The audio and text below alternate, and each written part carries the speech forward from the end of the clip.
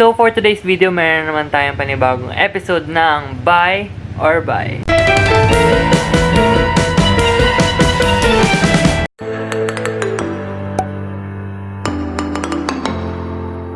Hi guys, Megan, Reagan, and welcome back to my YouTube channel. So itong video na to, hindi ko alam kung gusto niyo yung mga ganitong klaseng videos. Pero kung gusto niyo yung mga tech vlogs videos ko, kasi feeling ko lang naman, medyo dun yung mga viewers ko mas nanonood sa mga tech vlogs ko or tech reviews. And I know hindi ko yun focus, and ayoko din masyado mag-focus dun kasi nga, hindi ko kayang bumili ng mga bagong gadgets every time na may lalabas. And kung sakali man, ayan, may kailangan ako, may magagamit ako, I tried to buy naman. And for today's video na ating buy or buy is, actually dati ko pa ito binili last year pa, nung November. Ngayon ko lang siya naisipang i-video kasi baka lang may maghanap sa inyo. Kasi ako din, personally, nagsisearch ako ng wireless charging pad in the Philippines. And mostly, konti lang yung nakikita ko. Pinakakilala kong sikat lang na tech vlogger dito is si Ate Mary Bautista. Wow, close. Medyo pili lang yung mga nakikita ko guys. So, why not makihalubilo tayo ng very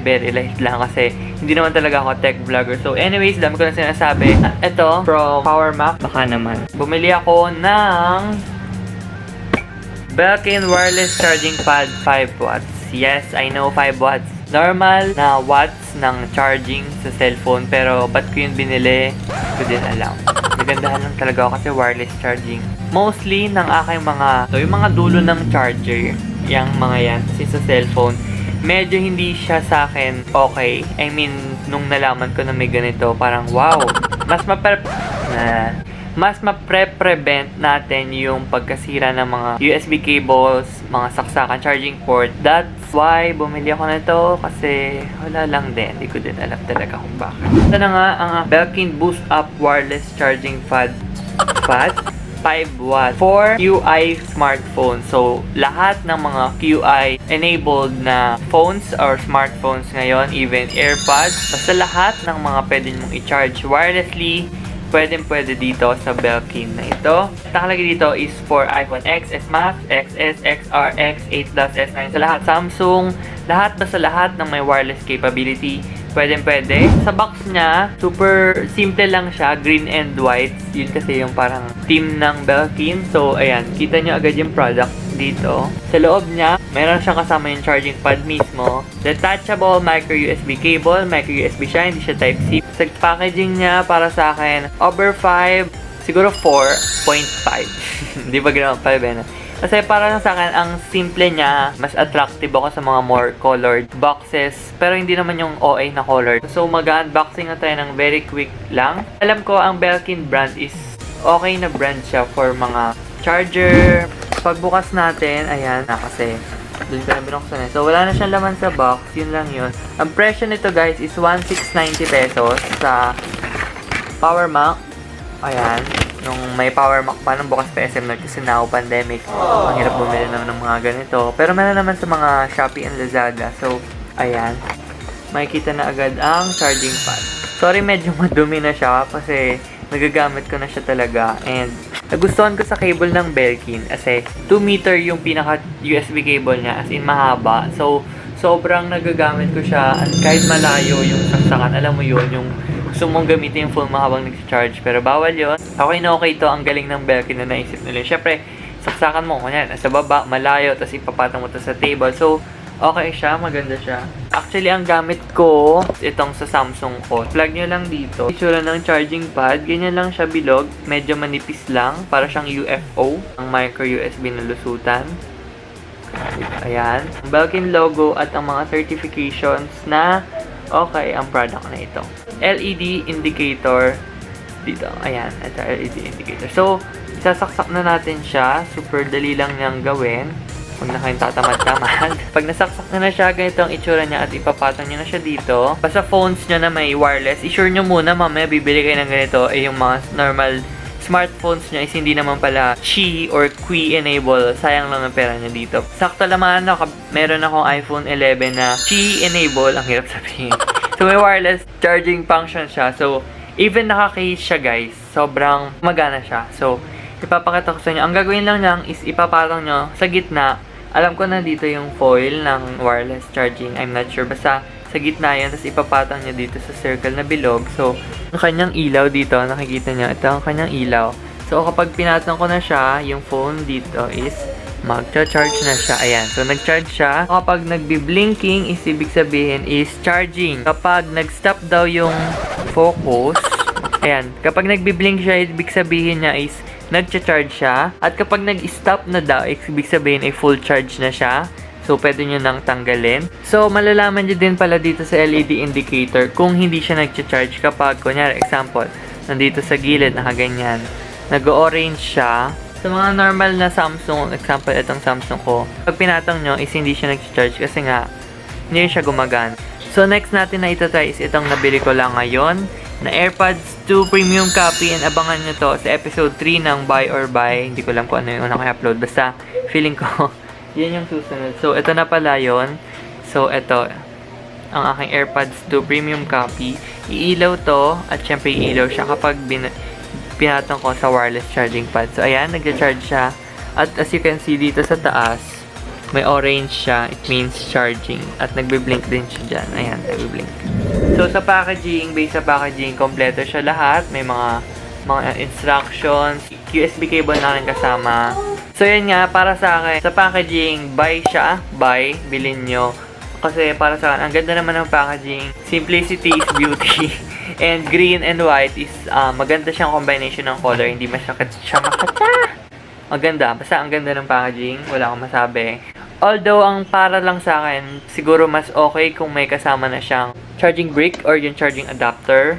Why? Kasi tinatamad ka magsaksak. Huwag ganun. Basta alam niyo yun, yung syempre gusto nyo pa rin minsan magcha-charge ng sinasaksak sa baba or pwede, minsan ipapatong nyo na lang. Pero mas okay syempre kung may individual or may nakasama na rin ganito para hindi, syempre yung ganito mo kapag nakasaksak, tas lagi nakasaksak dito, syempre tanggal alis ka pa. So parang anong sense? So para sa akin yun lang, siguro mas maganda yung may kasama ganito. And alam ko naman yung mga mas mahal na may kasama ganito. Siguro para dito lang sa presyo niyang 1,690, feeling ko dapat kasama na rin yung ganito. For me lang. At next naman sa design niya dito is, yes, simplicity is beauty pa din. Kasi black, normal black lang, and may kasi circle. Para lang sa akin, feeling ko, mas okay. Para lang sa akin na, kung may ilaw sa baba, wala lang, parang dito siguro. Kasi parang kapag ito lang, ang ginagawa ko pa is itatapat ko siya sa akin. So, syempre, gusto kong makita kung nag-charge ang map, nakapatong lang, di pala nag-charge. So, naranasan ko na kasi yan na pinatong ko, tapos hindi naman pala nag-charge. So, para sa akin, mas lakasan lang ilaw siguro, kasi medyo mahina. Pero yung laway ko tumalsik ang lakas. Although, maganda yung white na dito and yung dito, syempre para hindi siya dumulas. Although yung dito, maganda din para hindi rin siya dumulas yung phone. Pero para lang sa akin, kasi medyo madali siyang magasgas. Yun, para sa akin naman sa design niya is 4. Dahil yun nga, may sa mga nasabi ko. For the charging capability naman, sa bilis ng charge niya, okay siyang gamitin kung matutulog ka na, tapos gusto mong iwan naka-charge. Kasi mas safer daw, hindi ko sure. Disclaimer, hindi ko sure yun. Mas safer daw yata kapag iniiwan yung charge mo sa gabi. Iwas sabog, siguro ganun. And hindi, pansin ko, hindi siya ganun kalakas uminit. Itong charging pad, hindi siya super duper init. Although, tong phone is umiinit, yes. Kasi syempre, wireless nga. So, nakapatong lang siya. Yung energy is pumapasok sa phone. Ganon. Basta yon, ang galing talaga ng technology. So, malay nyo soon, di ba? Kahit hindi nyo naidikit yung phone nyo, nag-charge na. Pero anyways, di natin sure kung kailan pa yun. So, the price naman is 1,690. Price-wise, siguro para sa akin is buy. Bilhin nyo siya. Kung may mga extra kayong budget, kasi syempre, normally, pag bibili tayo ng phone is may kasama ng charger.